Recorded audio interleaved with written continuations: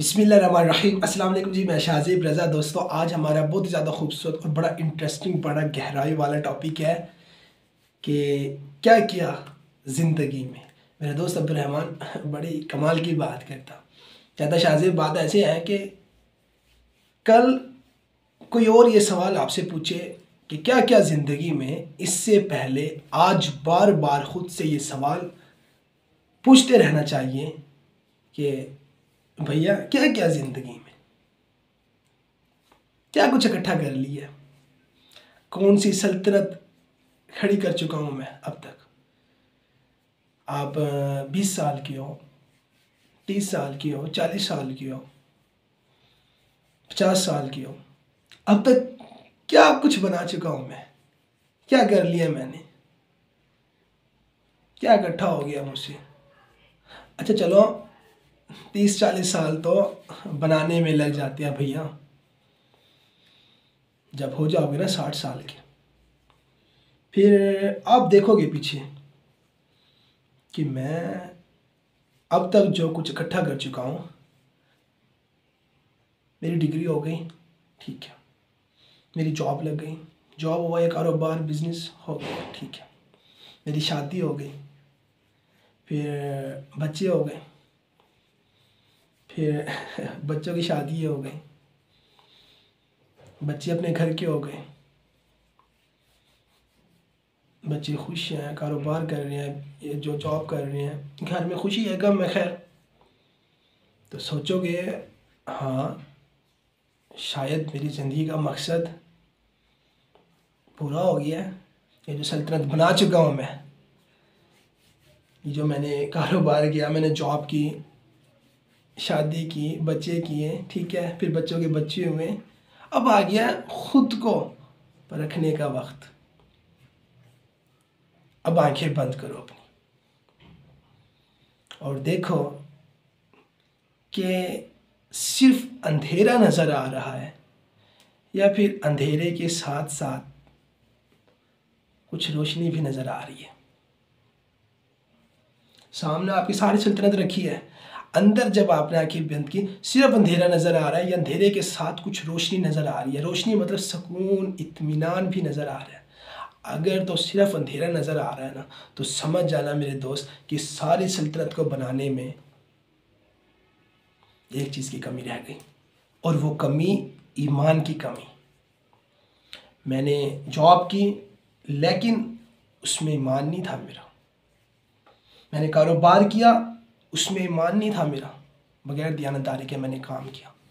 मैंने शादी की, मैंने अल्लाह की रज़ा नहीं रखी। मेरे बच्चे हुए, उनकी परवरिश के वक्त मैंने हलाल और हराम का फ़र्क नहीं देखा, ईमान नहीं है था। फिर उनके बच्चे हुए, ये जो मेरी इतनी बड़ी सल्तनत बन गई। आंखें बंद करके अगर आपको सिर्फ अंधेरा नज़र आ रहा है तो समझ जाना ये सारी सल्तनत मैं बग़ैर ईमान की खड़ी कर चुका हूँ। तो भैया, बग़ैर ईमान के डिग्री घाटा है, कारोबार किया घाटा है, जॉब की घाटा है, शादी की घाटा, बच्चे घाटा, परवरिश जो इनके 2 नंबर तरीके से की है, सब घाटा है। ये अंधेरा फिर नज़र आना है आगे जाकर। और अगर ईमान के साथ इन सब चीज़ों को लेकर चले हो, ईमान था तो फिर फ़ायदा होगा। और ये ईमान बंदे का अपने रब के साथ ताल्लुक़ होता है। जितना मज़बूत ये ताल्लुक़ होगा ना, ये रिश्ता होगा ना, उतना इस सल्तनत के अंदर कामयाबी होगी। अगर ईमान नहीं था तो फिर कोई फ़ायदा नहीं हुआ। ये सब कुछ बनाने के बाद भी आंखें बंद की तो सिर्फ अंधेरा नज़र आएगा दोस्त। तो मेरा टॉपिक यही था कि क्या क्या ज़िंदगी में। तो दोस्त, मैं उम्मीद करता हूँ ये सवाल बार बार ख़ुद से पूछते रहो कि क्या क्या ज़िंदगी में, और जो कुछ कर रहे हो उसके साथ ईमान को ज़रूर रखो। अपने हलाल हराम का फ़र्क रखो, अच्छे बुरे की तमीज़ रखो, दियानतदारी के साथ काम करो, मुखलिस होकर काम करो। ये 2 नंबर, ये शॉर्टकट नहीं नहीं नहीं। फिर सब कुछ बनाने के बाद भी अगर आंखें बंद की ना, तो अंधेरा नजर आएगा, उसमें सुकून, इत्मीनान सवाल ही पैदा नहीं होता सर। और अगर सुकून, इत्मीनान अपनी सल्तनत में चाहते हो तो ईमान अपने साथ रखो। ईमान ताल्लुक अपने साथ रखो, उसको अपने साथ रखो। अगर वो साथ होगा ना तो फिर बाद में खुद से पूछोगे ना कि क्या मैंने इकट्ठा किया, तो अंदर का बोलेगा कि कुछ इकट्ठा नहीं किया भैया, ज़िंदगी में शायद कुछ थोड़ा सा अगर बनाया है ना तो वो ताल्लुक। पूरी ज़िंदगी में इसके बनाने के लिए कोशिश की है, थोड़ी बहुत जो बना अल्लाह उसको कबूल कर ले जी। अगर मेरी बातें समझ आई हो दोस्त तो ईमान को अपने साथ रखो, ईमान के साथ काम करो, तो जो सल्तनत बनेगी ना, इन हाथों से जो बनाओगे ना, वो कामयाबी की तरफ ले जाएगी आपको, नहीं तो फिर नाकामी होगी।